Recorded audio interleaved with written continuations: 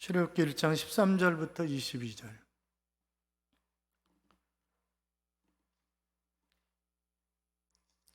교도하였습니다. 13절 제가 읽습니다. 이스라엘 자손에게 이를 엄하게 시켜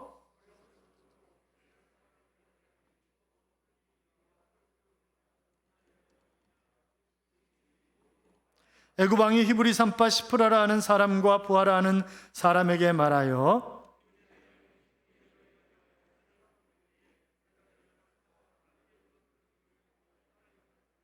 그러나 산파들이 하나님을 두려워하여 애굽 왕의 명령을 어기고 남자 아기들을 살린지라.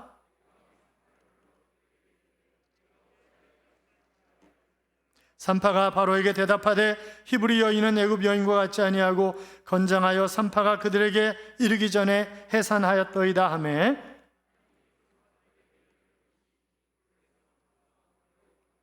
그 산파들은 하나님을 경외하였으므로 하나님이 그들의 집안을 흥왕하게 하신지라.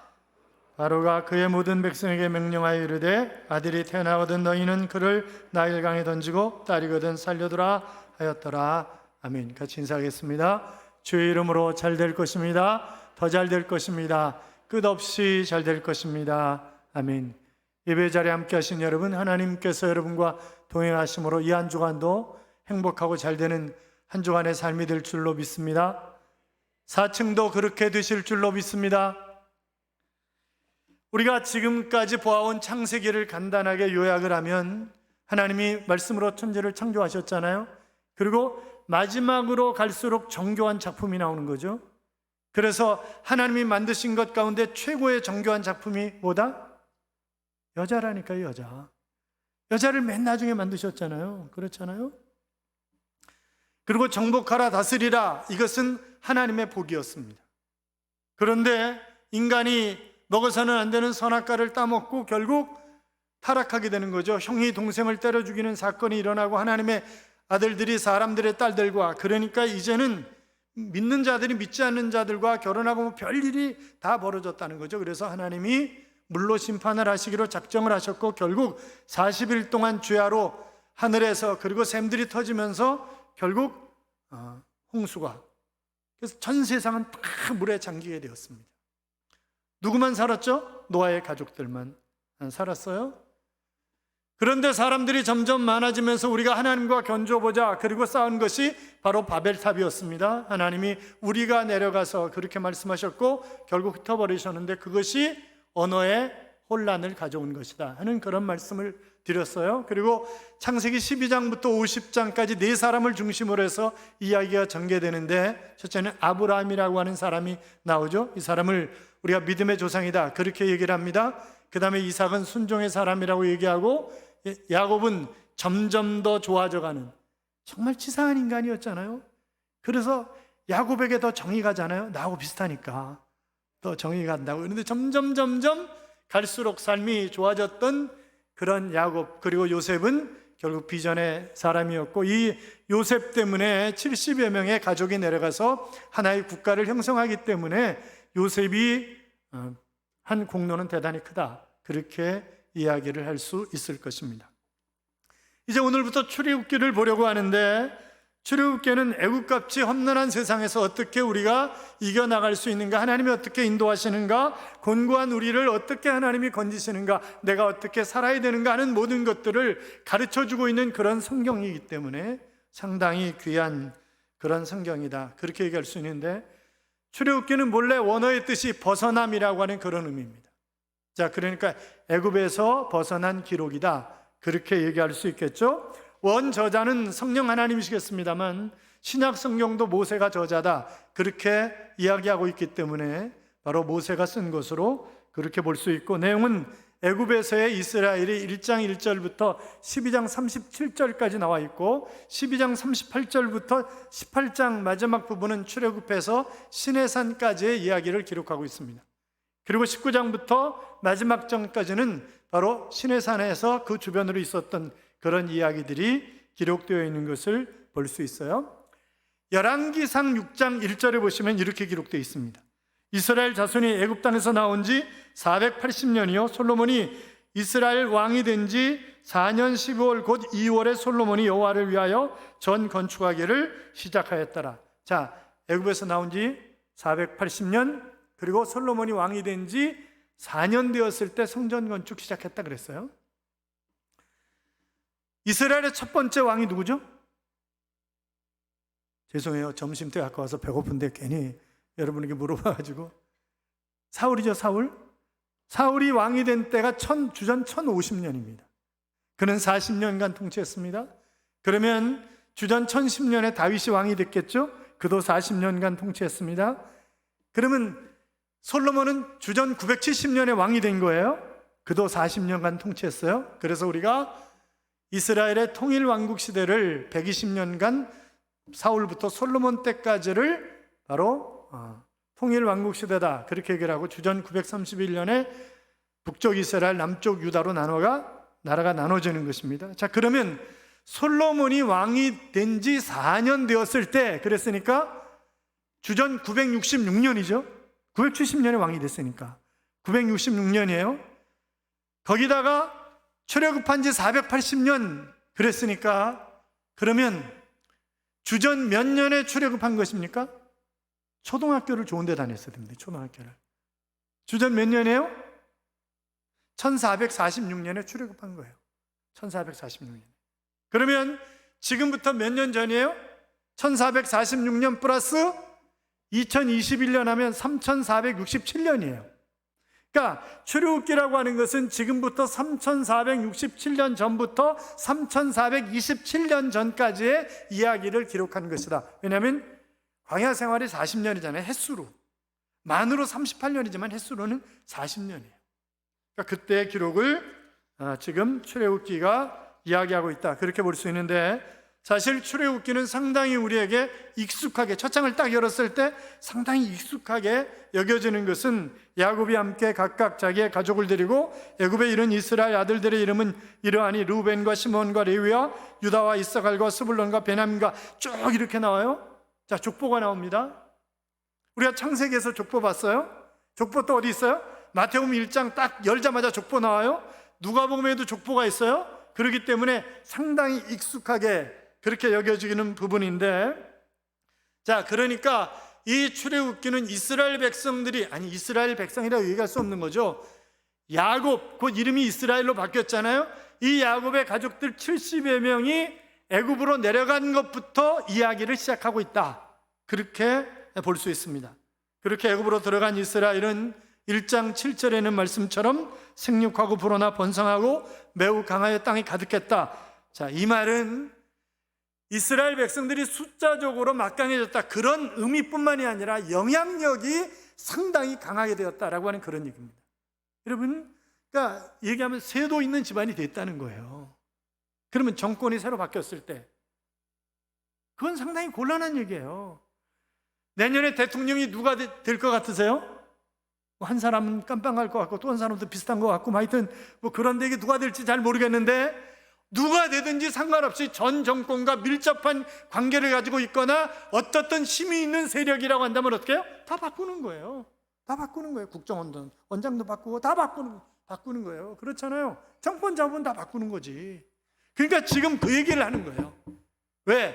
지금 요셉 때문에 지금 이스라엘이라고 하는 이 야곱의 가족들 지금 상당히 숫자가 많이 늘어났잖아요. 그런데 그들이 애굽에서 명문가문이 되어서 상당히, 그러니까 옛날 안동김 씨처럼 이제 그런 사태가 되었다는 거예요. 그렇기 때문에 그들을 쳐내기 시작하는 작업을 새로 된 바로 왕이 하는 거예요.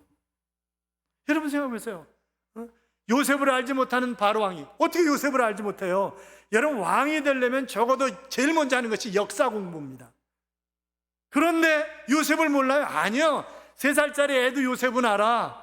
그 얘기는 뭐예요? 의도적으로 요셉과 그의 가문들을 외면했다고 하는 그런 얘기예요. 지금 그런 얘기를 하고 있는 것입니다. 그러면서 이스라엘을 학대하기 시작하는 거예요. 첫째는 신분을 박탈하는 것입니다. 구국공신인 요셉으로 인해서 애굽의 자리를 잡은 이스라엘은 대접받는 집안이었는데 이제는 천대받는 집안으로 내모는 거죠. 뿐만이 아니라 그들에게 일을 심하게 시키는 거예요. 그래서 아주 어마어마한 건축물을 만드는 것입니다. 그게 이스라엘 백성들에게 쉽겠어요? 대접받고 놀던 사람들이에요? 목축어 받은 사람들이에요? 그들이 건축한다고요? 쉽지 않은 일이에요. 그렇잖아요. 흙리기기, 벽돌 굽기, 뭐 수십 수백 킬로 떨어진 데서 돌 채굴 해가지고 그 돌 끌고, 지금처럼 뭐 25톤짜리 화물 트럭이 있는 때가 아니잖아요. 그러니까 보통 어려운 일이 아니에요. 그래서 감독관을 세워 그들로 하여금 무겁게 했다. 그 얘기는 감독관을 세워서 채찍질 했다는 얘기예요. 그래서 왜 일을 분명히 뭐 어처럼 들뜨니까 뜸 하는 거니까 일을 잘 못하는 거죠. 그러니까 채찍질을 가하는 거예요. 사실 서툴고 일에 실수가 많으면 감독관들이 그들을 그 핑계 삼아서 그냥 어렵게 만드는 거죠. 뿐만이 아니라, 자 12절 봐봐요. 12절 같이 읽어요. 그러나 학대를 받을수록 더욱 번성하여 퍼져나가니 애굽 사람이 이스라엘 자손으로 말미암아 근심하여. 자, 신분을 박탈하고 경험도 없는 막노동에 몰아넣으면 이들이 힘들어서 도저히 애들을 못 낳을 거라고 생각했는데 애들이 기하급수적으로 늘어나는 거예요, 지금. 그러니까 새로운 방법을 모색하는 거죠. 남아 학살 정책을 쓰는 것입니다. 남자아이가 태어나면 다 죽이는 거예요, 이제.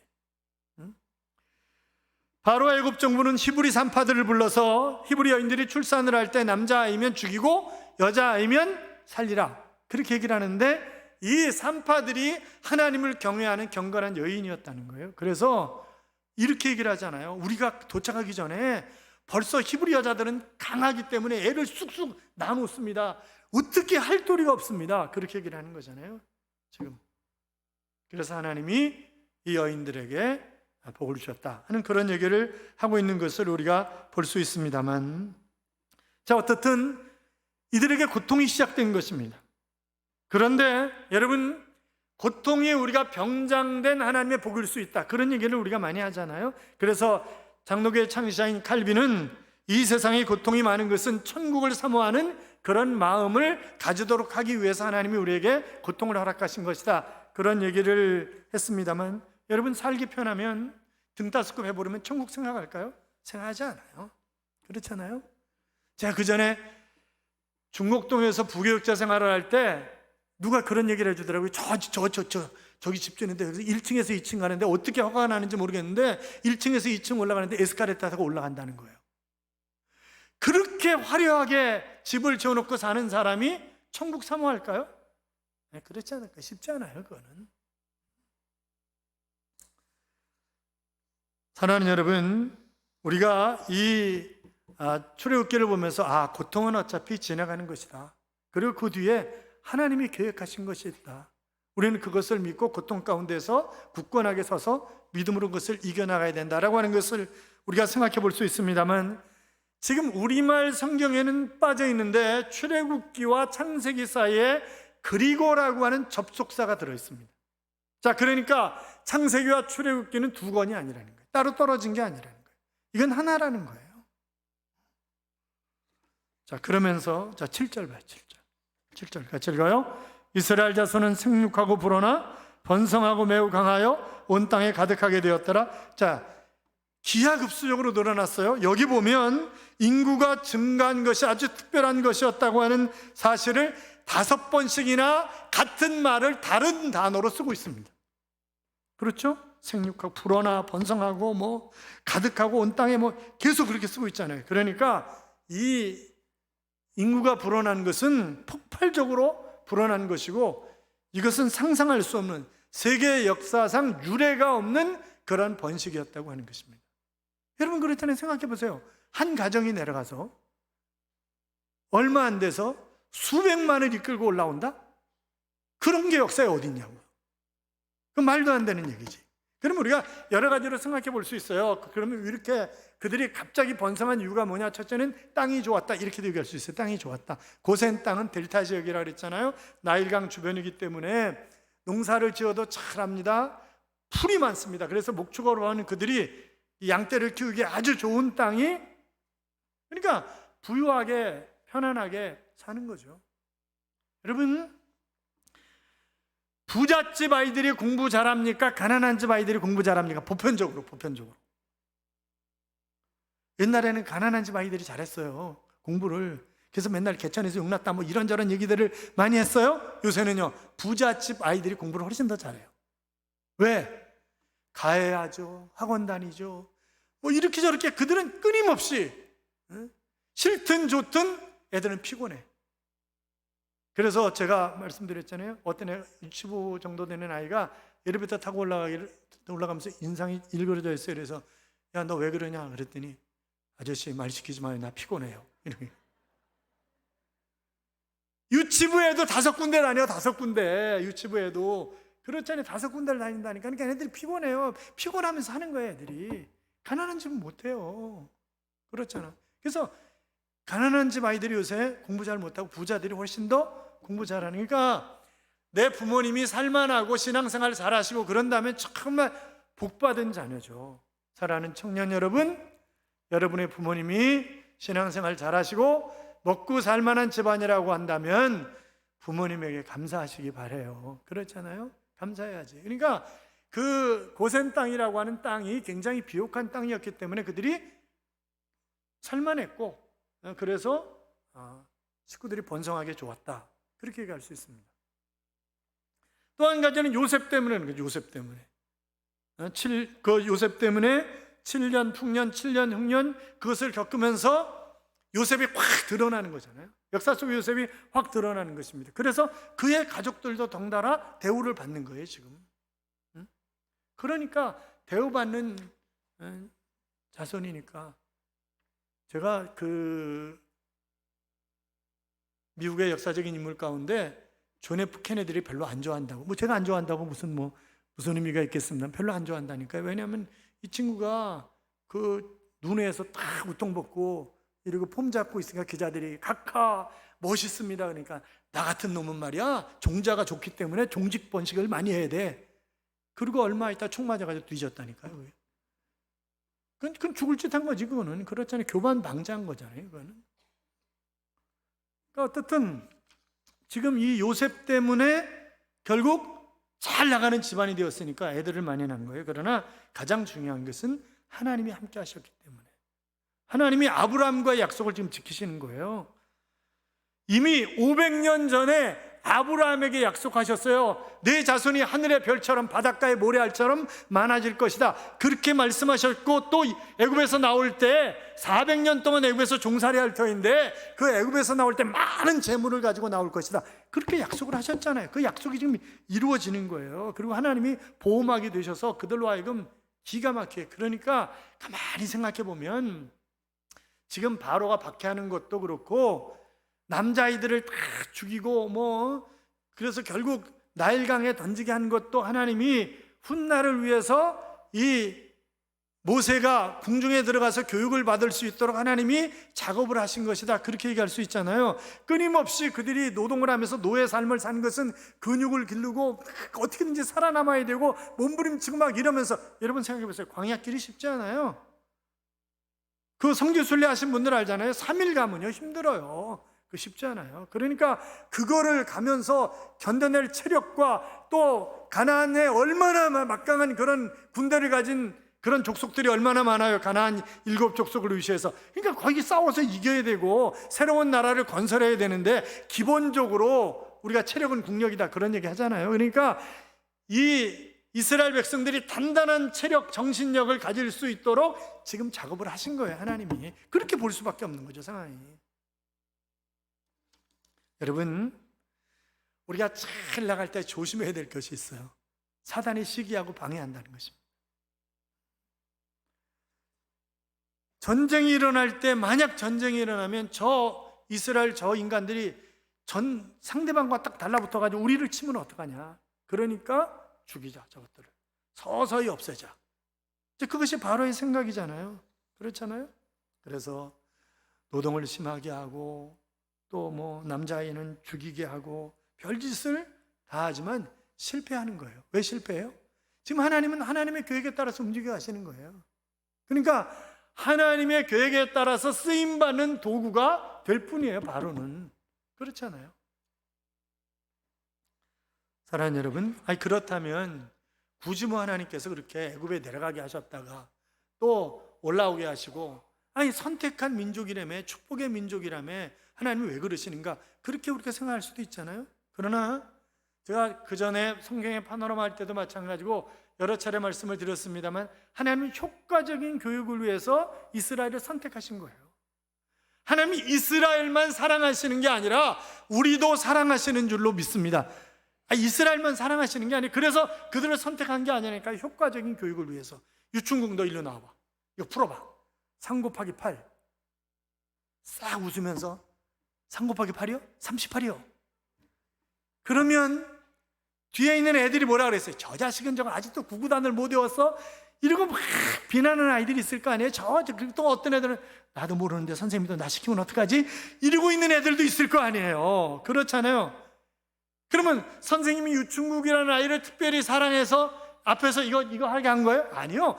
아이들에게 효과적으로 가르치기 위해서 그렇게 하신 거예요, 선생님이. 마찬가지로 하나님이 이스라엘 민족을 선택하셔서 이렇게 하면 하나님의 복을 받고 이렇게 하면 터지는 거구나, 그것을 깨닫도록 하기 위해서 하나님이 이스라엘 백성을 선택하신 거예요. 자, 그러면 선택된 하나님의 백성으로서 마땅히 하나님의 뜻에 맞게 살아가야 되는 거잖아요. 마치 에녹처럼. 창세기 5장 24절에 보시면 에녹이 하나님과 동행하더니 하나님이 그를 데려가심으로 세상에 있지 아니하였더라. 하나님 그냥 쑥 들어가 버리신 거예요. 그래서 죽음을 맛보지 않고 간 거잖아요. 쉬운 성경은 이렇게 번역을 해놨어요.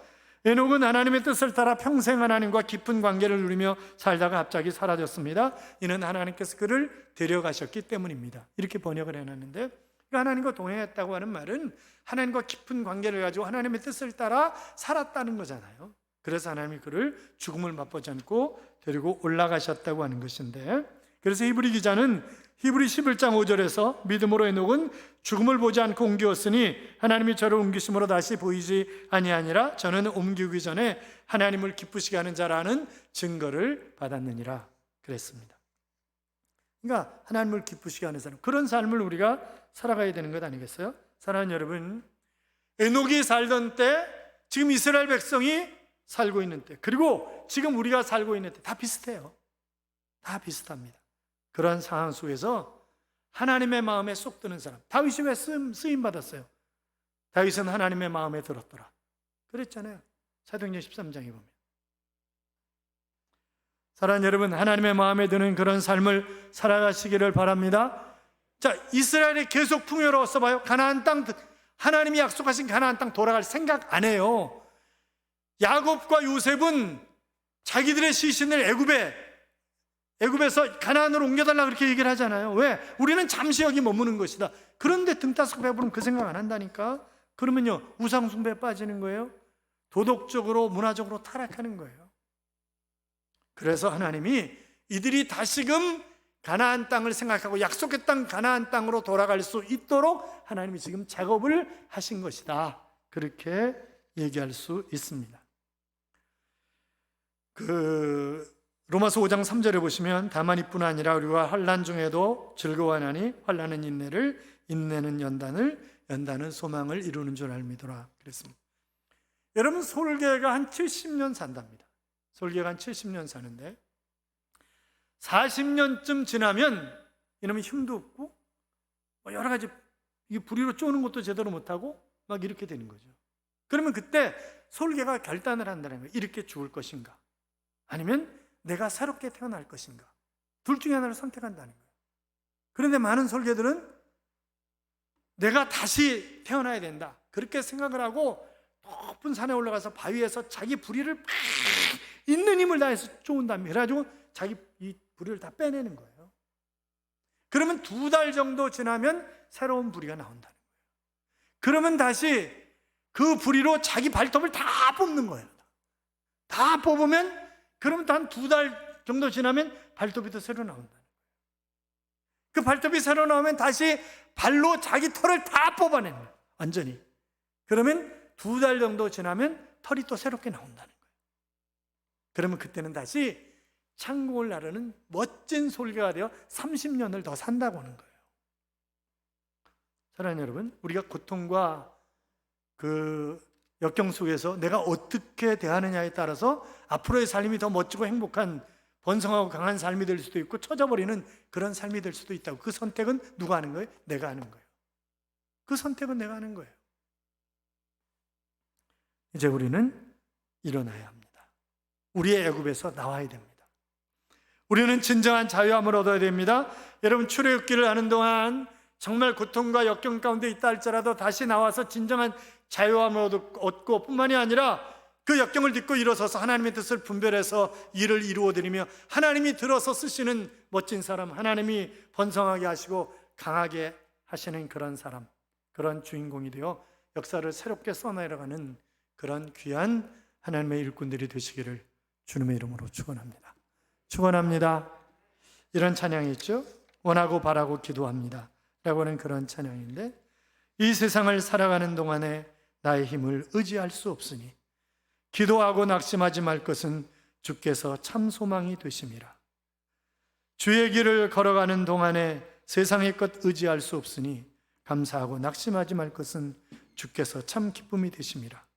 나의 꿈이 나의 비전이 되고, 하나님의 꿈이 나의 비전이 되고, 예수님의 성품이 나의 인격이 되고, 성령님의 권능이 나의 능력이 되길 원하고 바라고 기도합니다 라고 하는 그런 찬양입니다. 여러분, 고통, 역경이 있다고 낙심할 필요 없어요. 왜? 하나님이 내 아버지시잖아요. 그분이 나와 함께 하시잖아요. 그분이 계획을 가지고 계신 거예요. 그래서 때때로 불신자보다도 더 험한 그런 꼴을 당하게 하실 수도 있어요. 그러나 그것은 궁극적으로 나를 잘되기. 여러분, 자녀를 훈계하고 때에 따라서는 어쩔 수 없이 매를 대고 하는 이유가 뭐예요? 자식 잘 되려고 하는 거지, 자식 망하게 하려고 그러는 부모는 단 한 사람도 없어요. 하나님 의지하고 바라보고, 그래서 다시 일어서서 멋지게 미래를 향하여 멋지게 달려가는 그런 귀한 하나님의 일꾼들이 되시기를 주님의 이름으로 축원합니다. 축원합니다.